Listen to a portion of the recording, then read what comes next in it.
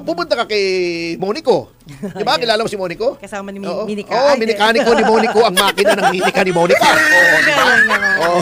Oo. So, ibig sabihin, hindi porket kausap mo. Alam mo na. Alam mo na. Sinasabi ko nga ulitin-ulit, yung isang paragraph sa konstitusyon, sabihin mo mga 30 words, 20 words. Opo. 2 semester po naming pinag-aralan yan at 30 taon naming ginagamit yan. Pinag-aaralan namin yung mga decided cases. So do not go there, katulad ni Rizon Tiveros, do not go there, sasabihin mo, binigay sa iyo ng staff mo, Rule 39 ng Rules of Court, hindi pwedeng ipatupad ang desisyon without a motion. Ginawa mong ejectment court, yung Supreme Court. Immediately executory na nga, kailangan pa ng motion. Oo nga. Excusable kung si Bam, si Risa magaganon. Ang hindi excusable, eto, nahilo ako, siguro mga 20 minutes akong hilo. Opo. Tumayo ba naman si Kiko Pangilinan doon, sinabi, bakit daw kung gusto ng Korte Suprema na pigilin ang Senado na ituloy yung trial, dapat daw nag-issue ng injunction. Anong injunction pinagsasabi niya? Unang-una, certiorari yun. Ayun. Pangalawa, nakalagay na nga immediately executory. Oo, Ano bang kailangan mong injunction? Sinopla tuloy siya ni Chis Escudero. Opo. Sabi, well, there is nothing to enjoin. We have no jurisdiction. Ibig sabihin, okay yon kung si Risa o si Tito Soto o si Bam ang hindi nakaintindi. Pero si Kiko Pangilinan, abogado, ayun. ano sinasabi ko? Not all lawyers are created equal. Hindi niya, pero sobra namang kengko yun. Tama. Over naman yun. Wala akong kilalang abogadong ganun ka-ignorante sa principles of law. Immediately executory, bakit kailangan ng injunction? Haller! Baka yun ang advisor ni Senator Soto. Yun nga, sasabihin. Naunahan mo lang ako eh. Sorry. Yun lang yung pumasok. Palagay ko yung legal luminary na nagsabi sa kanya, pwede mong i-disregard yung desisyon ng Korte Suprema. Diyos ko po, Kiko. Magkamag-anak yan eh. Parang magkamag-anak. Kiko, at talaga naman, alam mo, ito, sabihin yung harsh ako, mayabang ako. Pero, Diyos ko po, Kiko, kung hindi mo na pangasawa si Sharon, saan ka kaya pinupulutin ngayon? Injunction? Really? Really? Really? Alam mo, nakikinig ako na sa Century Hotel ako. Naka-earpods ako para hindi ako makaabala. Opo. Nung sinabi ni Kiko, ano? Really? Nagulat yung mga tao, sabi, sorry po ha. Hindi ko talaga mapigil. Anyway. Kayo lang naman, attorney na talaga nag-iskandalo ko. Talaga hindi ako. Awa lang ako ha. Injunction! Anyway, magbabalik po tayo dyan sa ating pag-aaral sa pagbabalik ng Yes, sa kahit sino. Separate but equal. Anong ibig sabihin ng separate but equal?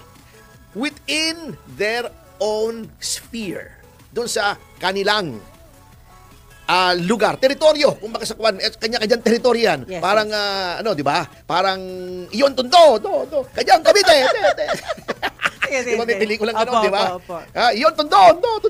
Kanyang Cavite. Iyo ang Tondo, akin ang Cavite. Oo, kanya ang Cavite. Kanya, Cavite. Kasi, anyway, parang third person ang nagsasalita. Iyo ang Tondo, kanya ang Cavite. Ayun. Si FPJ yun eh. At saka si yung tatay ni Bong, si Ramon Revilla Sr. Si Senior, okay.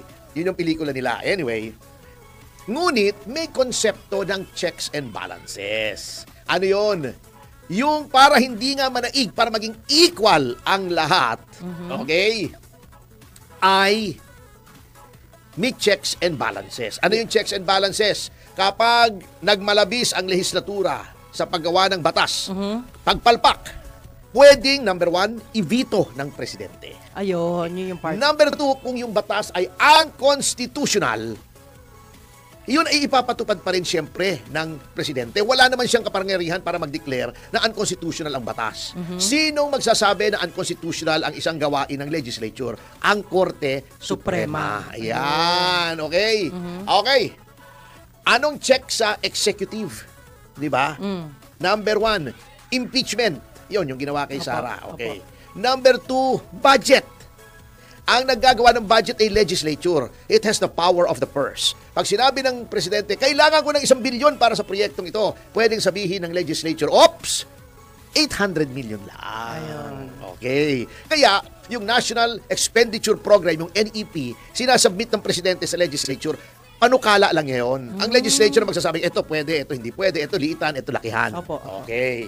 Yun ang check. Ano naman ang check sa judiciary ng legislature? Impeachment din. Number 1. Number 2, budget din. Although may fiscal independence ang judiciary, tinitingnan din kung tama. Ayun. Oo. Anong check ng executive sa judiciary? COA, kung tama yung ginagawang expenditure. Para wag lang lumabis. Ayun. Ano ang power ng legislature sa check and balance? Isa lamang. Hindi siya humahawak ng budget. So hindi niya pwedeng bawasan yung budget ng kabila ng Pangulo. Opo. Hindi niya pwede habang ginagawa ang batas Opo. ng legislature. Halimbawa, nagdidebate. Mhm. Ako may panukalang batas na lahat ng pangit ay doble ang tax. Hindi mo pa pwedeng questionin yun habang yun ay nasa loob ng legislature. Opo. Hindi, sinasabi ko na extreme example para obvious. Yeah. Sige. Unconstitutional yun eh. Obviously. Yes. O lahat ng pangit. O anong batayan nyo ng pangit? O lahat ng kamukha ni Laila de Lima ay mas malaki ang tax. Okay. Okay. Habang nagdidebate yun, habang yun ay first reading, second reading, third reading, hindi nyo pwedeng pigilan yun. Okay. Hindi kayo pwedeng pumunta sa Korte Suprema, uy, may nilulutong batas doon sa legislature na ganito, unconstitutional. Hindi pa batas. Hindi nyo siya pwedeng pigilin kahit anong sabihin nila roon. Dinala sa presidente para pirmahan. Pigilin nyo. Huwag nyo padala sa presidente. Hindi pa rin pwede. Pinirmahan ng presidente, naging batas. Pwede nyo nang questionin ngayon kasi tapos na yung trabaho ng legislature. Batas na, applicable na sa lahat. Kahit sinong mamamayan pwedeng sabihin, unconstitutional yung batas na yan. Ipabaliwala mo. Ayan. Okay, ganun din. Yan po ang power ng judicial review. Ayun. Nagmula yan sa Amerika. Opo. Ang American Constitution kasi walang nakalagay na yung katulad ng Section 1, Article 8 ng Constitution natin. Walang nakalagay doon.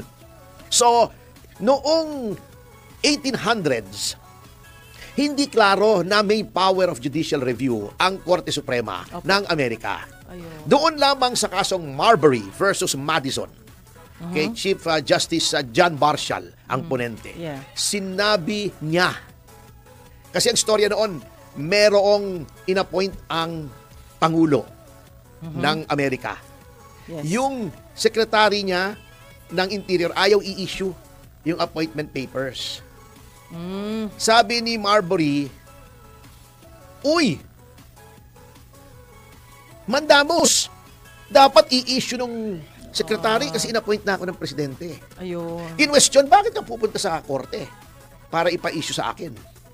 Anong power ng korte? Kasi doon nag-evolve pa lang ang batas. Sinabi doon sa Marbury versus Madison, it is emphatically the duty of the court to say what the law is. Doon na-establish yung doctrine ng judicial review. Ayun. Okay. Dinala yon dito sa Pilipinas. Yung noong 1935 Constitution, 1973 Constitution. Okay. Recognized na may power, ngunit mayroon pang doctrine of political question. Okay.